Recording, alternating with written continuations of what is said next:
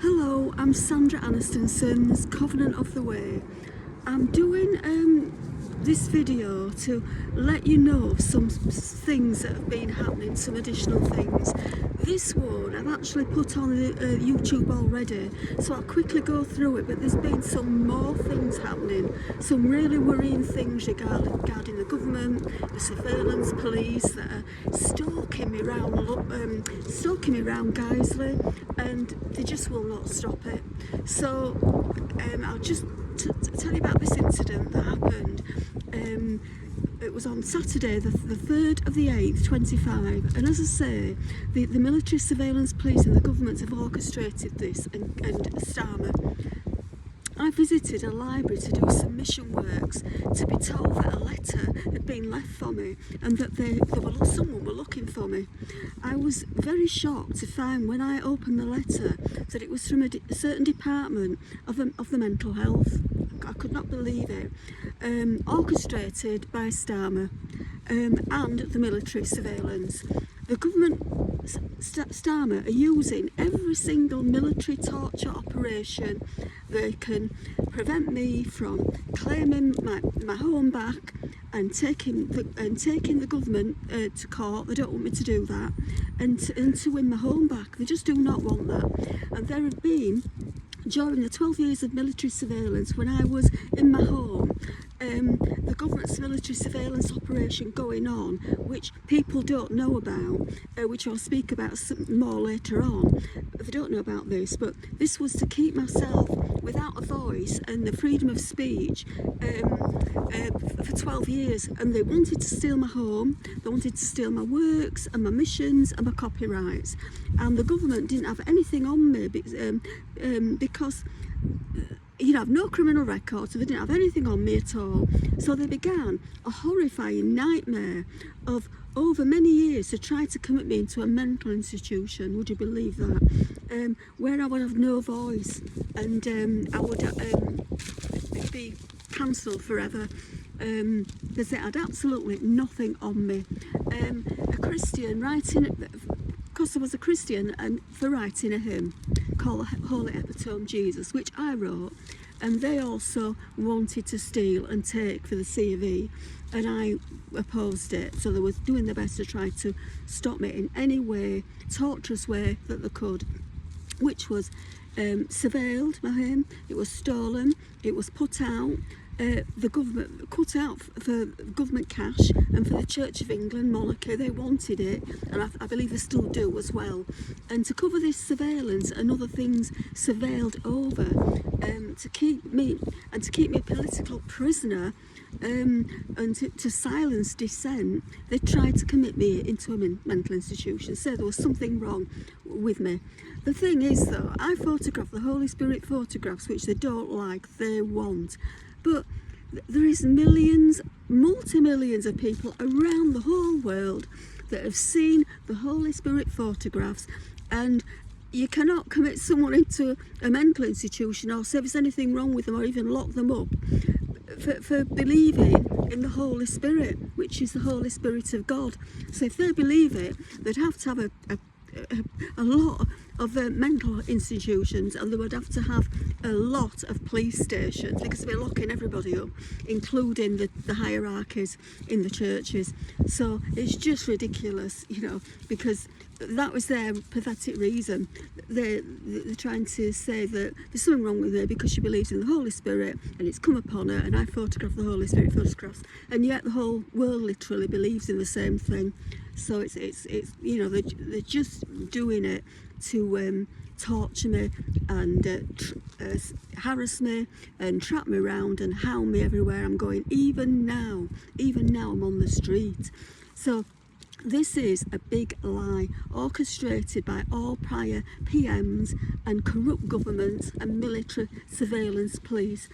Proofs of all this have already been sent out to the judge. It's all proved that this is all a lie. They've done this, and the judge knows about it, and many other people know about it. It's a fact. I was working on all that just before I got evicted, and it's all been proved that this is just a lie and a fallacy. These people were found out and an official complaint was put into my doctors, who were also involved, and they were found out to be wrong, and also I've got proofs of that as well. This was a government military surveillance operation, and it still is, and I have enclosed a small part writings, but I will be releasing more of this and the rest of this information of all that's happened, so you will see the proofs of the truth of it.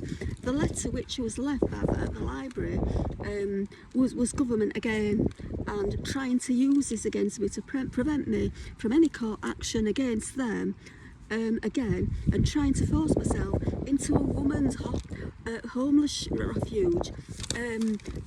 They're deliberately trying to lock me away so they can just steal my missions as well. They want to steal Covenant of the Way and the Holy Epitome Jesus mission, and I won't let them. This is the letter that in case anyone hasn't seen it, this is the letter that the mental health department left.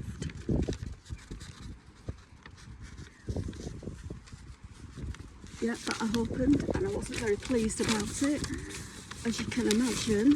And then that was on the Saturday, and then on the Sunday, the day after, the 4th of the 3rd, 25, the next incident was the very next day, and I was sat in the library, which is one of what I class as a safe woman's space.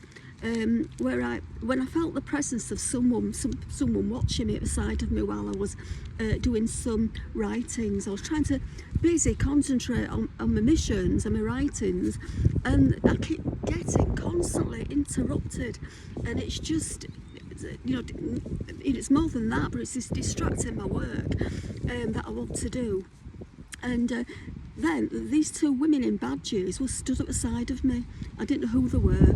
They were saying in this kind of voice, "Are you all right? We want to know. We've come to see if you're all right." I thought, oh God, I was not pleased. Yet another intrusion and harassment in one of my woman's safe spaces. I asked them, "What are you doing here? You know, this is one of my safe spaces." Where I come to just, where I can do things in private. I don't want to be followed, harassed, stalked. "Oh, we're not stalking you." And I says, "Well, what are you doing here, following me? And how do you know where I am? How come? How do you know I'm here? You know, who's informing you of that?" And then they just continued and just said, "Are you all right?" As if I was mad or something. I found out it's so insulting. And as I hadn't even called them or even invited them, I haven't rung them up and said I need help or anything. It was just a big embarrassment. Again, you know, the police were in the library only the other day, and now they've sent the mental health to the library just to completely embarrass me, make people think, "Oh, has she done something? You know, is something wrong with her?" You know, and it just doesn't look good for me. Doesn't look good for my reputation. Doesn't look good for my missions. It doesn't look good for a Christian or an evangelist, or for winning my home back, which they don't want me to do. And they're deliberately trying to degrade me every day, constantly following me around. And obviously they're filming me and surveilling me. Otherwise, where would they know I were at that very moment? Because they do know they're surveilling me. And it was a big show up, you know. First to the two policemen, and now two mental health workers. It's just, you know, it just has to stop. And it doesn't look good, does it? And it does nothing for your reputation. And they've all been, that's what they've been trying to destroy. They've all been trying to do that. They've been trying to destroy my reputation constantly, because they're just, a lot of the people are covetous and they want what I've got. But the thing is, it's not good for me. 12 years of many people trying to destroy me, but trying to destroy my reputation and who I am as a person. It's not good at all. So I said to them, do not come again, stalking and harassing me in a safe woman's space that I class as a safe space. And they said, we're not harassing you. And I said, yes, you are. So I told them to go. I said, do not come back. And I just said to them then, oh, I've got an idea. Why don't you go into the centre of Leeds, like the surveillance people should go as well? Go into the centre of Leeds and find hundreds of homeless people in all the big cities as well, and try to help them get a shelter and try to help them. They're in need. You know, why is it? Why don't you go help them? There's thousands of them. So. And I said, I've spoken to many of them, and go get them a shelter and help them, you know, see if they need help. And I said, it's not against the law to be homeless. It is not against the law. I said I can sleep where I want, and then they left me a card with their names on. This is the card they left me. They left me this card. And I just said I can sleep where I want, and I'm free, you know, I can sleep where I want. And they left me a card and the names, and they said, all right, and they began to leave. And then I took out my iPhone and followed them, and I thought, oh, well, I need some proof, otherwise I've got no proof. So I took my iPhone out and I followed them out, and I just took some photographs and a video, and then I asked them, and as they left, I said, who referred you? Who was it that referred you to myself? And how did you know where I was? And they replied, it was the outreach, the military outreach police, meaning the people, those two men who had walked into my safe space the other day, and they turned up in like a dog catcher van, and it just said street clean, really insulting. And they'd walked into my safe sleep space at 6:30 in the morning, waking me up, stood over me, frightening me half to death. And then these two people women said it was them, they referred. So they referred me to the mental health, you know, and they're saying there's something wrong with me. So I was just so not happy at all. So at least I didn't know who it was.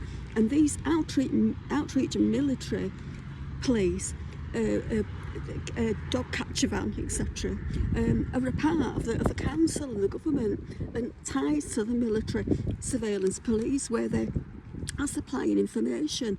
They've got shared information, that they're all sharing the same information, and they're all in it together, and that involves the council. And by the way, these people, the outreach did say at one point that they were a part of the council, and the council are a part of the government that have done this surveillance on me for over 12 years. So, and it was only last week that I'd sent emails to other people, because I am for the NHS. I am absolutely for the NHS. I fully support the NHS. I believe they do an absolute amazing job and work, and I support the NHS and the NHS workers, and the hours they put in, and the care they give the people. I think it's amazing, and I believe the government, Starmer, was aware of the emails I sent out, you know, the other emails that I'd sent regarding all this stalking, and that's why they're attempting to use this against me. You know, they're just trying to involve them now. You know, they're just running out of ideas, and the ones they are the ones that are pulling the strings at the top. Starmer and the health ministers that are right at the top of the NHS. It's all linked to the government, and they've been pulling strings, and they know all about it, and they know all about what's happened, and they're using it against me, and they're involved in surveillance and the police surveillance.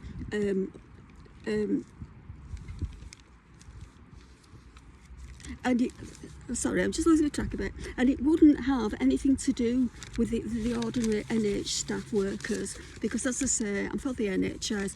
I think they're amazing and I support them. So that is the the incident, I have sent this out, but I wanted to do a video as well. And since then, I've had some more incidents. So I'm just going to log off on this video, and I'm going to do the other couple right now, and I will be doing the new message shortly. It's just with all these distractions and everything, but at the same time I've got to keep posting, posting the newsletters of what is happening here to me as well, and also with the homeless situation. So I'll be doing like all three all at once. So I'll just log off, and I'll get on with the next video. And God bless, and Sandra Anderson's Covenant of the Way.